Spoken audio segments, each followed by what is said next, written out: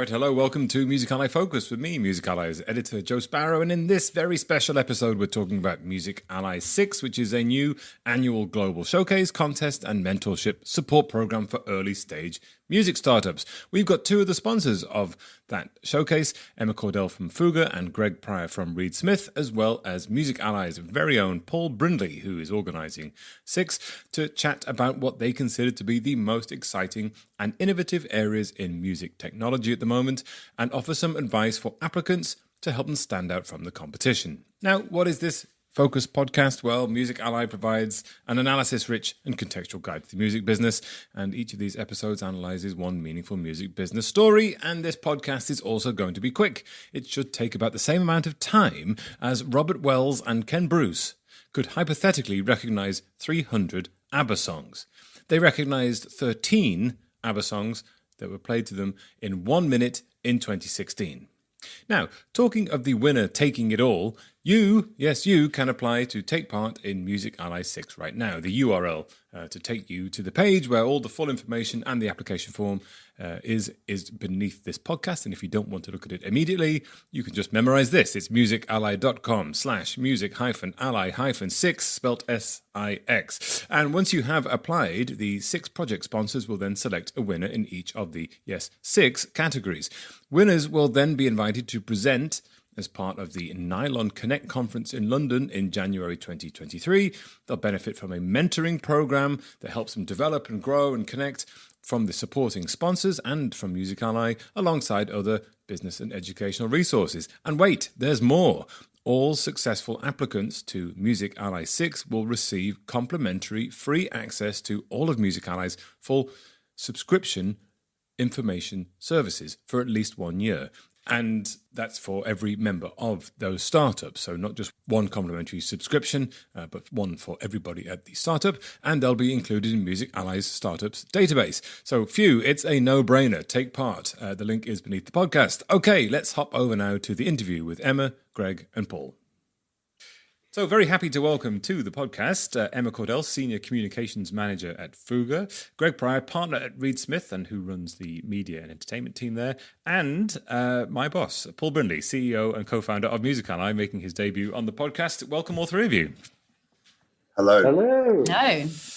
Great to have you. Okay, so we're here to talk about music technology and the things that you're interested in that space in the context of the Music Ally 6 that is coming up very shortly. Now, Paul, let's start with you in that case. Can you explain to the listeners what Music Ally 6 is, what the idea is behind it, and what you're hoping to get out of it in the sort of bigger picture? Sure. But firstly, I do have to say I'm really pleased to be on this podcast. I've been trying to get on for a while and I've finally made it. I'm a big fan of I've been trying to keep him away for as long as possible, folks, but couldn't stop him this time. I do enjoy these podcasts. They're a great listen. Anyway, yes. So the idea of this, I mean, as you know, we have been operating some sponsored subscriptions for various segments of the music industry for a while now, and we've often thought that actually it'd be quite good to be able to offer this to startups. So we can basically make available our business information service free of charge to startups worldwide. But it didn't really feel like that was kind of enough in terms of, a program, because given the nature of the audience, there's obviously a lot more that we could do. And so having worked on for many years Medem Lab, the startup showcase as part of Medem since its inception, and then that stopped. It suddenly seemed like, well, actually, it'd be quite nice for us to do something along those lines. So the idea formed of combining the two, so to speak. And for that, we really thought that it would be great to have some really good, strong industry partners on board. And honestly, without blowing too much smoke here with Fuga and Reed Smith on this podcast, but with everybody else in terms of the partners as well. I mean, we've done so well in getting such great partners on board, and I think that's what really, is key to the attraction of this as well, is having such a wide range of partners. So the idea being that ultimately, six of the applicants across the six different categories, there'll be a winner in each. They will get to present at Nylon Connect conference, which will be in January at the office of Reed Smith in London. Look out for further announcements coming soon on that one. That's going to be great. And they would also benefit from one-on-one mentoring from each of the partners too. So I like the combination of the fact that every applicant who is basically qualifies for the criteria, they will get our service for free, and that includes every employee of that startup. But also, for the lucky ones that get through to the end, there'll be a whole program of support where hopefully we can do a little bit to help them in their business with the music industry. Yeah. Yeah, so if you're listening and you are a music tech startup or you know a good one that should apply, there's a link next to the podcast which will take you through to the page where you can make your application. And as Paul said, there's six categories, including music creation and hardware, marketing, promotion and direct customer, live, experiential and gaming, music education, data analytics, and tools and distribution and consumption. So something for everybody. And as you said, Paul, they also get to have connections with the sponsors and the people who are going to be able to sort of help bring them along a bit afterwards. Thanks, Paul. Well, let's turn to Emma and Greg because you are part of Music Ally 6. And one of the things I'd like to talk about is we've reported on the editorial side here at Music Ally quite a bit about the sort of a little bit of friction between the music tech world and the music world in terms of how they connect, and all sorts of historic problems along the way, often to do with licensing, but not all to do with licensing. But from your perspective, what are the main problems you think that music tech startups face these days when they're trying to either navigate the music industry or connect with it, engage with it? Where is that friction? Emma, let's start with you. So, yeah, I mean, I've got a couple of thoughts on this one. I think if we look at kind of the problems that are already facing startups generally, they're in an environment, first of all, where they need to be able to stand out. They have to be innovative. They need to make sure that their product works and kind of do it better than their competitors. And then you've got this issue of rising inflation. You've got changing attitudes to investment post-pandemic. Pre-recession. So, big investors are more reluctant to spend cash, and those already investing are kind of wanting a quicker return. So people, I think, are generally more careful with how they spend their money anyway. And then there's this kind of glaring issue of socio-economic barriers and disadvantages. So not everyone has that same access and ability to educate themselves on business and best practices. And then you add being from a racially minoritized community, the barriers are just exacerbated even further.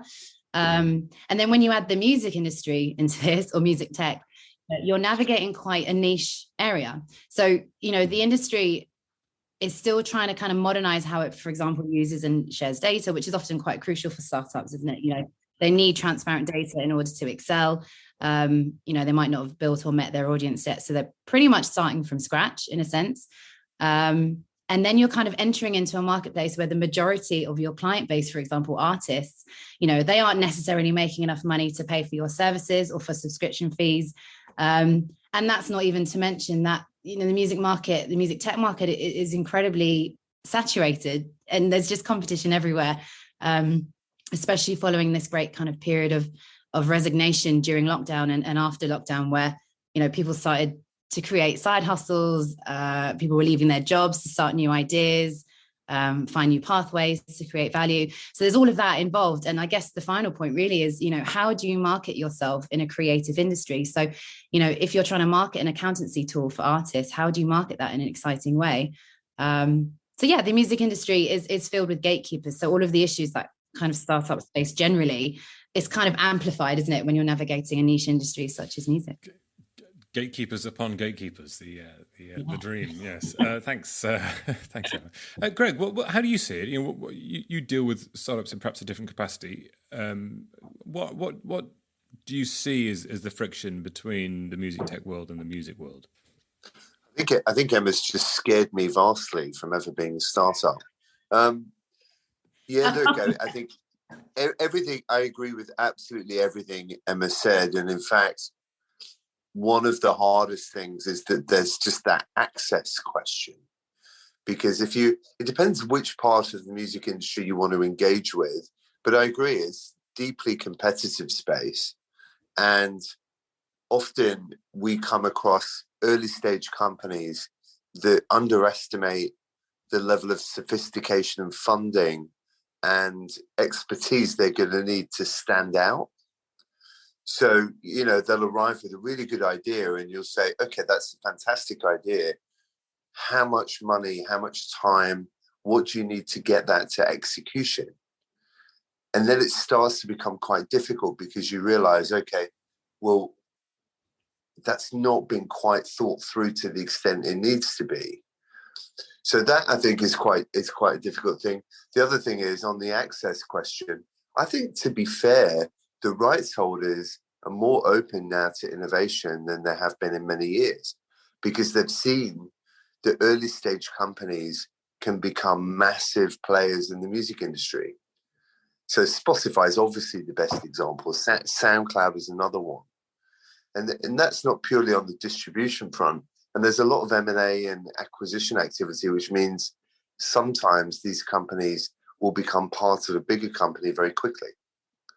So if you look at Juke Deck as another example of a company that we knew from the early stages got bought very quickly.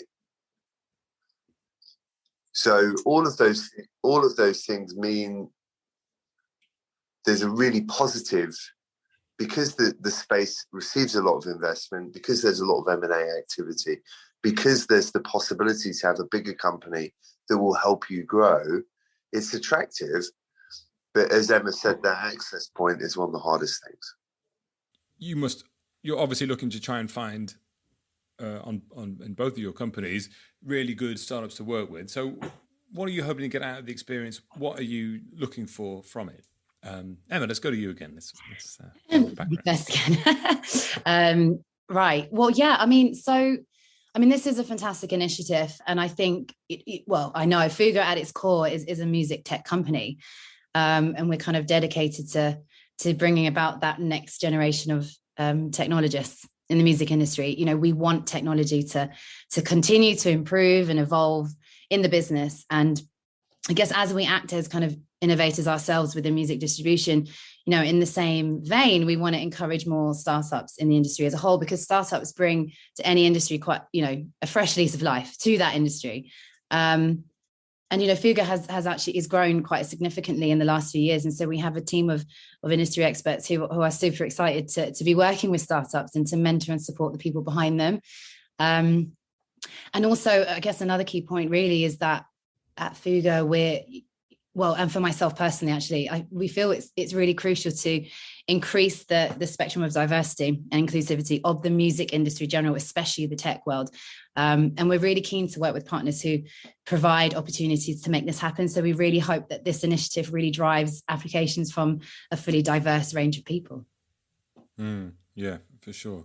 Greg, what about you? You must, you have a lot of experience in this space. You work with a lot of music tech startups. So what are you hoping to get out of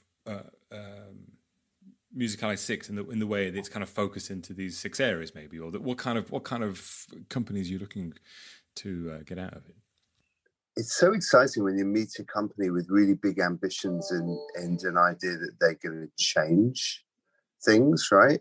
So I would love to meet companies with a huge idea. So in the early days of working with companies that became big, I remember meeting the Last FM founders, and they said, look, we've found this way to recommend music to people that nobody else is doing.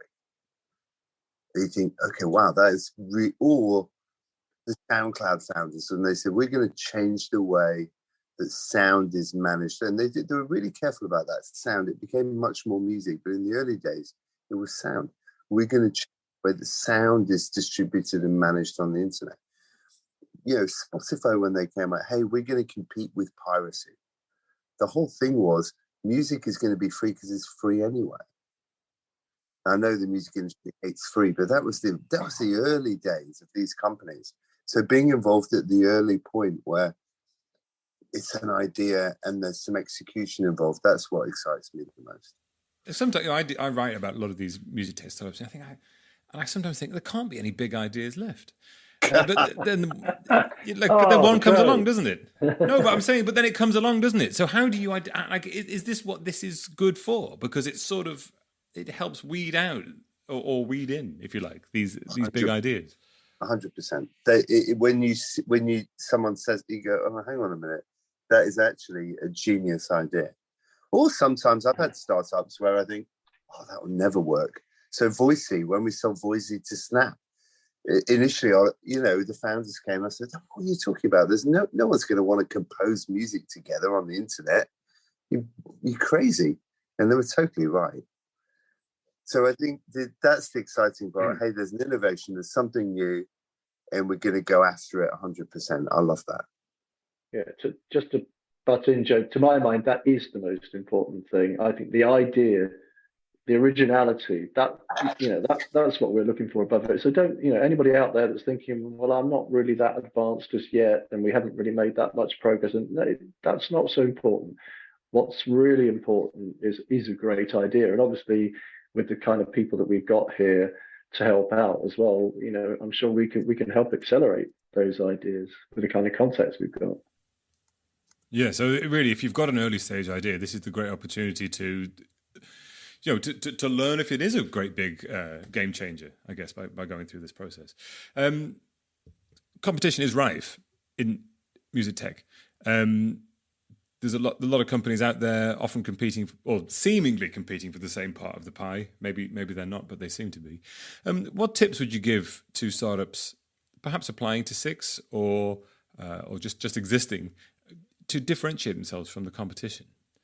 And how do you factor that into perhaps how you would select the companies? Greg's just mentioned that he wants people with great ideas, clear ideas. Emma, what would you? How do you recommend differentiation? That's a difficult thing to do, isn't it? Yeah, absolutely. I think, it's the age-old question, really. I think it's really important to have a really good kind of refined roadmap, if you like, of where you're going and what your vision is. Know your audience, be able to, or actually, at least be able to define your audience clearly and show in your application, I guess, to how your product or service really solves a problem. And actually, going back to what Paul said, and I think Greg mentioned it, I don't think it's necessary to be governed or restricted by what's fashionable or trending. Sometimes the simplest of ideas, has been mentioned, can be a massive solution to a huge issue in the music industry. So, I definitely, mention that. And also, sounds a bit abstract, but really have confidence and belief in your product and be committed to the value that your idea is creating, because I do think that comes across in applications as well. And I guess when it comes to kind of the winners and the end goal, I guess it's kind of all of the above. Really, would be looking to sort of see that real clarity of vision, a commitment to that vision, and also like a clear and sustainable marketing plan. How does this provide a solution to your audience? How will you commercialize it? I mean, I know it is quite a lot to ask for, but I'd really like to see people and companies have the best, most sustainable career, and I think that's kind of the best way to go about it. Yeah, and of course, being part of the program is to flesh that out if it's not fully there, isn't it? Exactly. Which is so you don't have to have everything in place. Exactly. Yeah. Greg, what about you then? I mean, it's how do you mentioned there about looking for those ideas that are clear and sort of maybe game changing, but also some ideas are just great ideas that are not enormous. That they are good, solid ideas. How do you choose? How do you figure out which ones are which? Yeah, well, Emma kind of spoke about this earlier, which I agree with, is the music industry does have, I say this as a mid-40s white guy, but I mean, the music industry does have a problem with diversities and having people who come along from different walks of life with different ideas is essential to the ongoing vibrancy of the industry. So I find sometimes when you see people come along who are not necessarily the kind of archetype of what you would expect from a startup founder, that can be just as interesting and exciting because their perspectives are very different, or their thought process and the way they look at things are very different. So I think that as we see people come through, if someone walks in the room and you think, oh, well, you're not what I expect for this. Well, A, there's a problem with the assumption there, but B, actually, you could just see that some people can carve through things in that different perspective. So it's not, as you say, it's not necessarily a big idea. It can be looking at something from a different perspective. Yeah, that's a really interesting idea, because we often sort of obsess on the technology part or the business plan part, but actually it's really is about the people as well, isn't it, in that mix? What sort of areas of music technology are you sort of personally very interested in at the moment? What's really sort of exciting you, Emma? There's a lot of things going on out there. There is a lot of things going on. What am I truly excited about?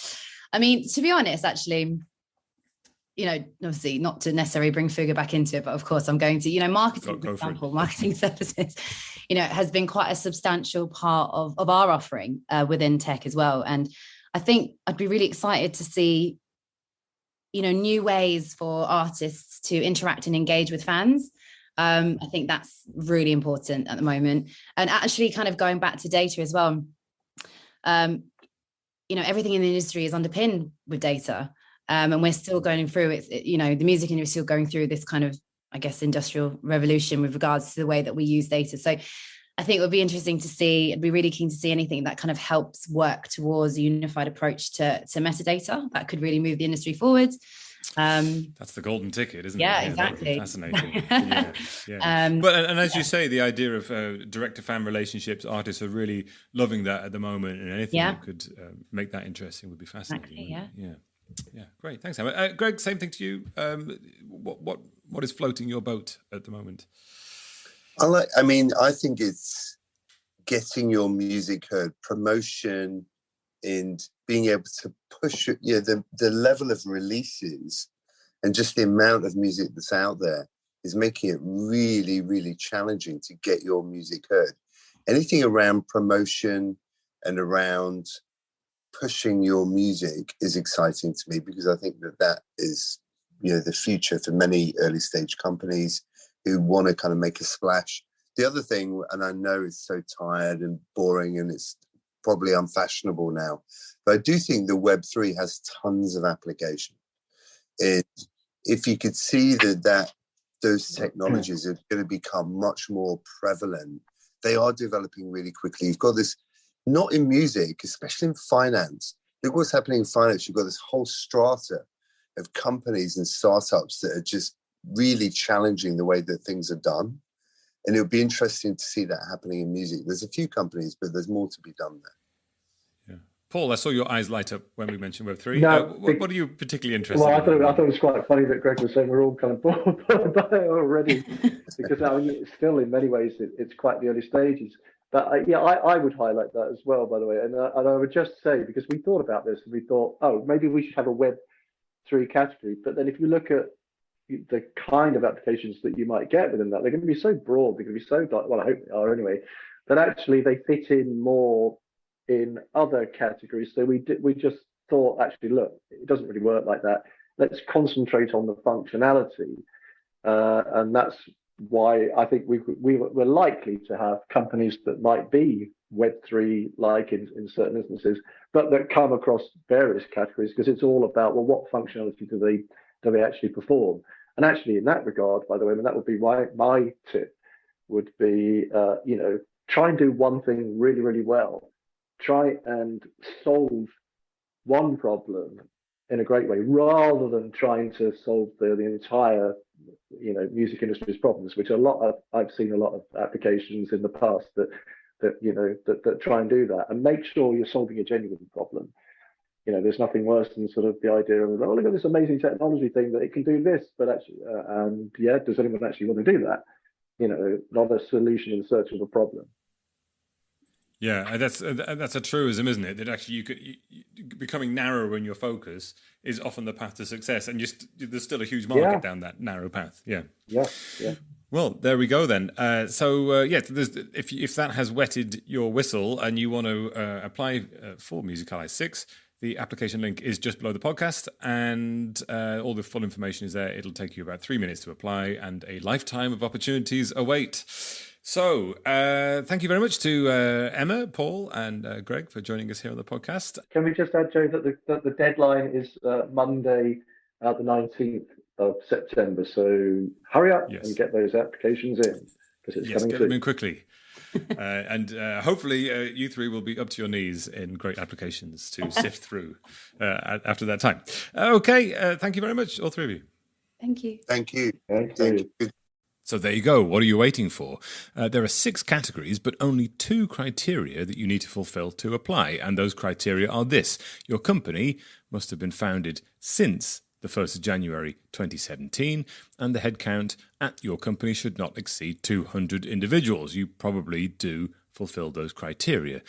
Please note there's a deadline looming. It's Monday, the 19th of September. So get your applications in and get in the mix. That URL, the webpage with all the information and the application form is right next to this podcast. Or if you like typing in things manually, as I read things out quickly, it's musically.com/music-ally-6. That's SIX. There you go. That's it. And so from me, Joe Sparrow, until next time, farewell.